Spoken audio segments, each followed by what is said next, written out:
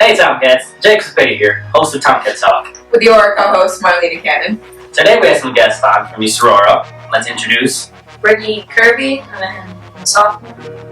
Jarrell Bacon, I'm a senior. Yes, so today we're going to be talking about a couple topics today. First one, we talked about the Oscars and the controversy surrounding the Oscars and an event that happened during the Oscars. So, first thing I want to talk about with this panel is the Lady Gaga performance. If you don't know, she performed her Oscar-nominated song, Till It Happens to You, from The Hunting Ground, a documentary on sexual assault on college campuses. Gaga was joined on stage by 50 sexual assault survivors, each with words drawn on their forearms. Such words like unbreakable. Vice President Joe Biden introduced her, urging viewers that changing a culture of sexual abuse is everyone's responsibility. First question I have for the panel is, Lady Gaga being a sexual assault survivor herself, if you don't know, being assaulted at 19, do performances like this make a difference, or is it just a one-night show that will be forgotten the next day?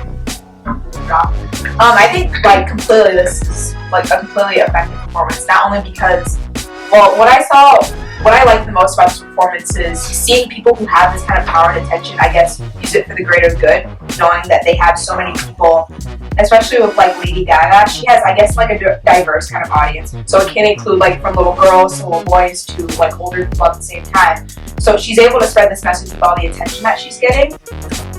And I think it's going to be extremely effective. I know it's because at an award show like this, you don't really see that topic being brought up as much. And I know in this day, people are starting to talk about things, I guess, considered behind closed doors more, but you don't see a kind of topic like this at this kind of show. You don't see someone bluntly saying, this has happened and we need to do something about it.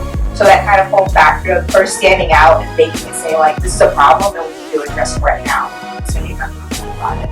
I think it's not a one-time thing because, first of all, if you are sexually assaulted, that stays with you forever. And the fact that she came out and said that this happened to her and she brought in people who survived from this, that's amazing. That's doing so much for people who have hid it for years and felt ashamed of it. People make them out to be. You feel? Me personally, I feel this is a statement that needed to happen, especially in the time frame where I feel in America we're going to more of a place where we are all joined in together, because over time we were the people who were individualists.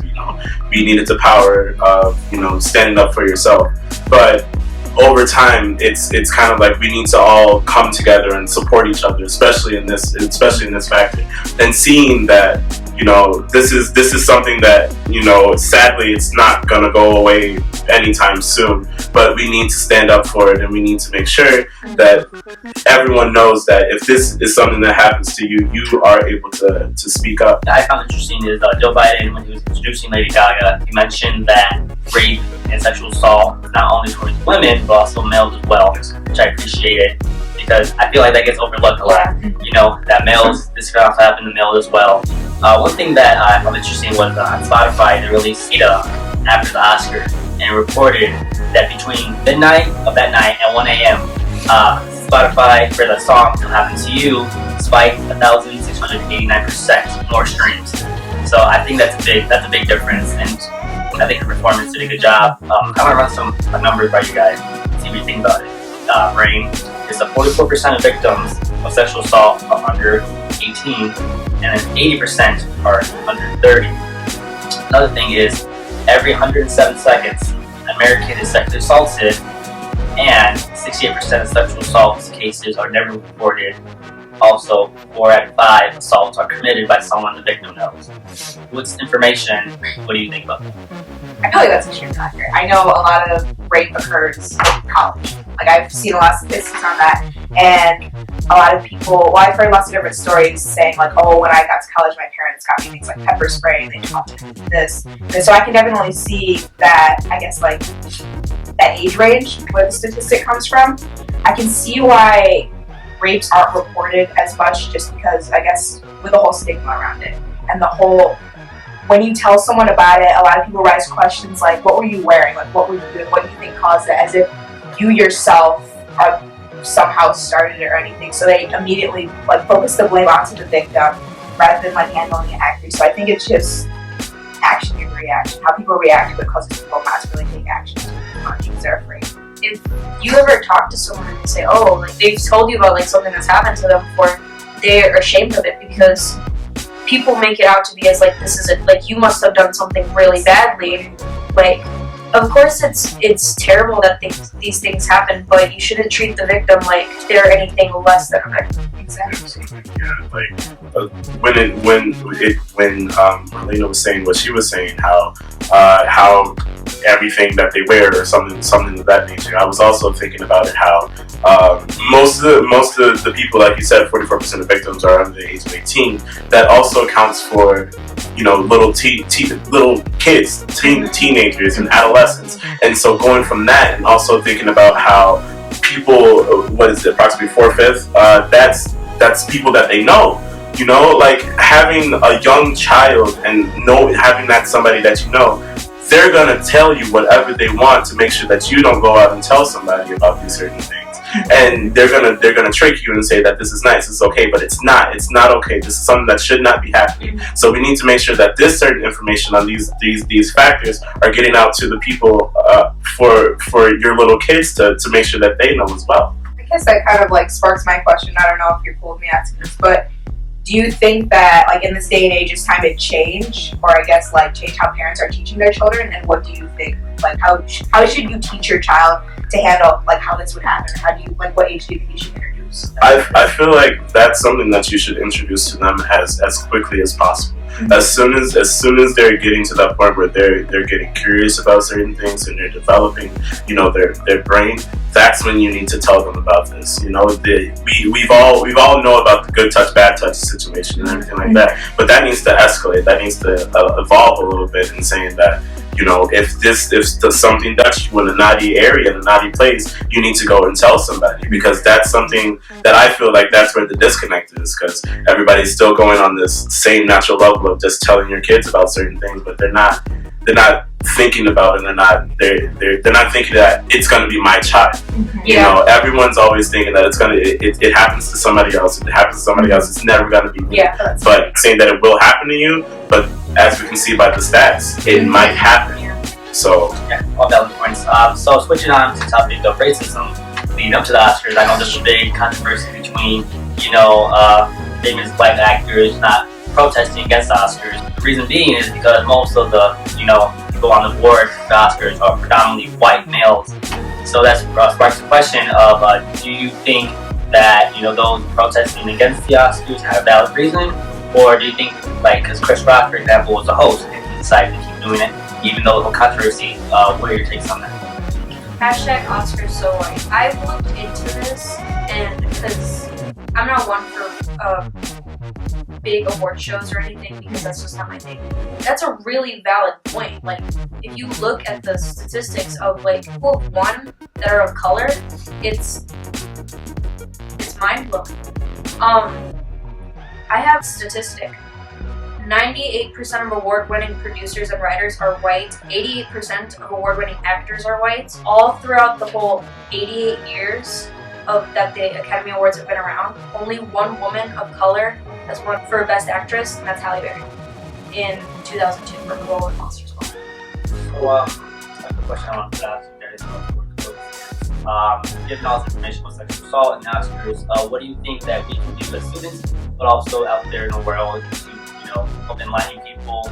And basically, where does it start? Where does the knowledge start? And how do we get there? To talk about it, like bring it up, talk about the stuff that you think that you aren't comfortable talking about. Like, you're gonna have to face that fact that one day you're gonna have to talk about rape culture. You're gonna have to talk about racism, because they're not topics that are gonna go away magically by just putting it away somewhere.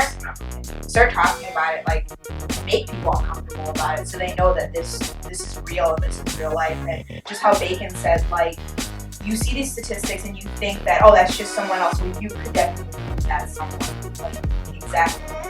Me personally, like I feel like what happened at the Oscars is a prime example of the way that the theater is, and the way that arts is. It's very predominantly Caucasian. It's very predominantly white. So what I feel like we need to start doing is that we need to open up the arts. I feel like we do need to make sure that people of all different cultures, all different races, because we are a country of all different colors and all different races. But when it comes to theater, it's predominantly white. We do need to open that up to make sure that we do have a little bit more African American, we do have more Asian Americans, and we need to make sure that arts is something for everybody, because that's what it started with. I know during the Oscars, the song "Fight the Power" was playing in the background, and when I was looking on Twitter, one of the guys in Public Enemy, he was tweeting about it. He was talking exactly about what you're saying. He was just like, how can you expect not to see like more faces of color in it when you're not opening up that whole like range of the arts, like in the schools, like in the communities? You need to open that up for them more, so they're acknowledging the fact that they're able to succeed. Like if we're not opening it up like just to everyone of color, then they're not going to understand. He's talking exactly about that. I have a quote from Angela Bassett, the American Horror Story. She said, they were talking about the Oscars in an interview, and she said, "When I see more inclusion, that's when I can get more excited. When I see the work of what life looks like." She said the Oscars don't excite her, or award shows don't excite her anymore, because there's no aspect of different people.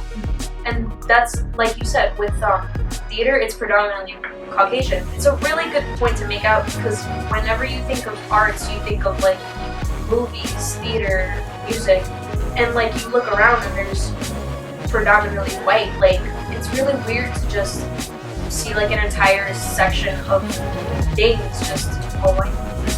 Basically something that's been secluded. Yeah, it's for a country that's all about let's be a big old mixing pot. Yeah, it's kind of like that's a small seclusion. It's all by itself. Like when I think of people like Spike Lee, who is a famous African American director, he's a person who does usually use African Americans in his movies, and he does make great movies. And he was a person who was acknowledged at the Oscars, but he was not there. And he boycotted it this year, which me personally, I can understand why he did it at this point. I wish he would have went. I feel like they've just given up on saying there's going to be no race. Like I personally don't understand the reason of the boycott this year, because naturally when you look at the movies that came out over the year, naturally when you come out and you look at the movies that came over the time, they're white. they're white movies. They're yeah, I know, and most people in there were Caucasian African American. I'm not African American. I'm sorry, but yes, we have good people who are African American playing in the movies this year. Yes, but that is something that we think. That's our personal thing. Now, if you want to be on the board or on the academy, go for it, and then you can say, hey, let's think about him for the nomination. Yeah. You can't sit there and just say this about it and be like, oh no, the Oscars, because these are people who choose what the movies are. Like it's not something where it's like, oh, this movie has the most money, let's put them in the nomination. Because most of the time when you think about it, the movies that are nominated are the movies that we don't even know about. Yeah. We didn't even know they were created. Yeah. And so it's like, literally what? every animation film. Like I saw this thing where it was like, oh, everyone's talking about how Leonardo hasn't finally got his Oscar, but Will Smith has never gotten an Oscar either. Yeah, that's true. So it's like, yeah, but this is a good conversation. Glad Tomcats. Stay tuned for tomorrow.